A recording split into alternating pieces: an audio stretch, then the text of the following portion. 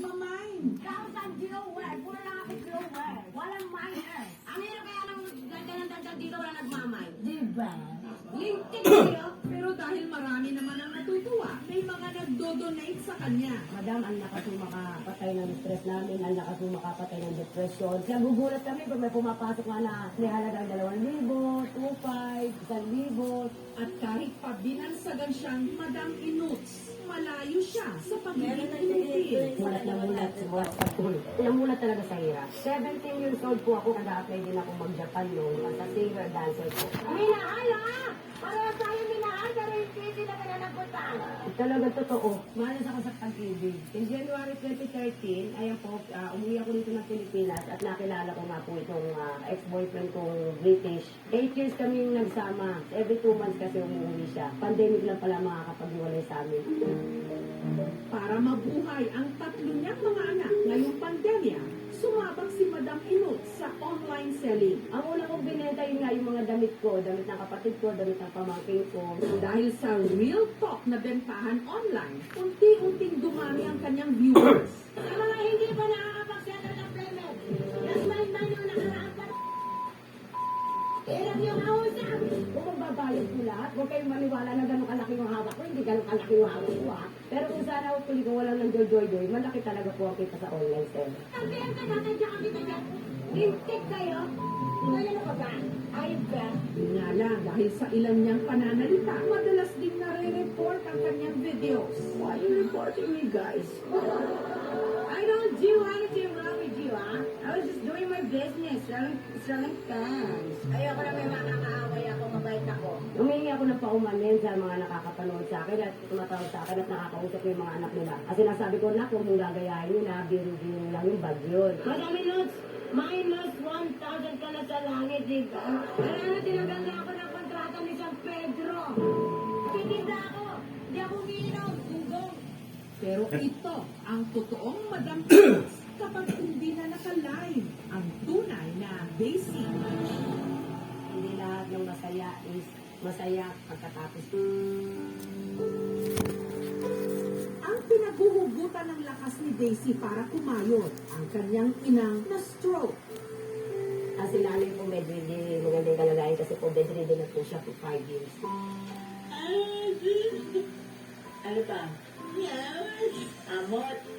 Ano pa? Takot siya sa number kung mawala. Kung mawala siya, syempre. Kasi siya yung ano ko siya yung naging inspiration ko para pagpatuloy to. Kawalan man ako ng kapartner, pero magulang, hindi ko kakayanin. Ang masakit po, yun na, masakit po, ay sobra. Sobra. Sorry.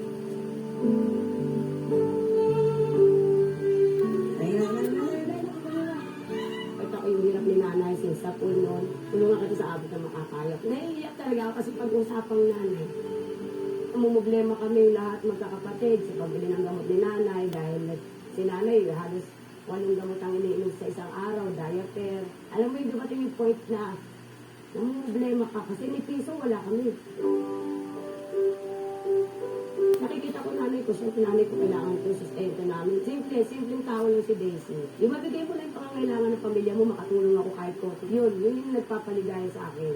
Kaya naman pakiusap niya. Huwag din ako i-report kasi dito kami kumuha ng pangkain. Inabubuhay namin mag-ina, ang nanay, tatay ko. Kanya-kanya tayo ng estilo, kanya-kanya tayo ng pagkatao. Huwag mo ko itulad sa iba. Huwag mo Oh my God!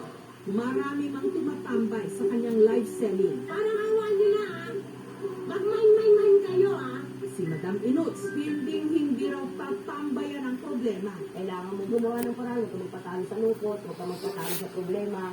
Keep going lang. Saka po sa mga sumusuporta, maraming salamat po talaga.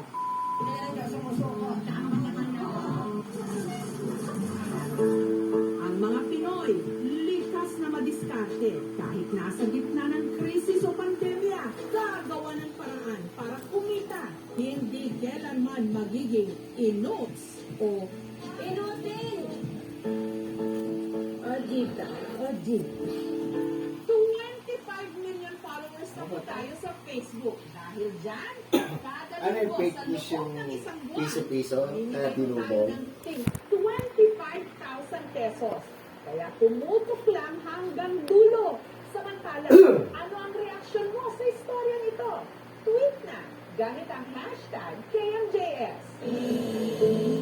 Si Lola Flor nahiwalay sa kanyang Top Gun o The One That Got Away dahil nagkaroon daw ito ng amnesia, ang isa sa hindi malimut-limutang plot sa mga teleserye at pelikula, ang amnesia. Marami na siyang nakalimutan. Nagduman ng alaala niya. Sa mga nagdududa kung nangyayari ba talaga ito sa totoong buhay, ang 75 anyos na ngayong si Lola Flor ang makapagpapatunay na totoo ito dahil ang kanya raw topga o The One That Got Away na nagngangalang Will Hankins, nakalimutan siya. Mahigit 5 dekada na ang nakararaan nang ito raw ay nagka-amnesia.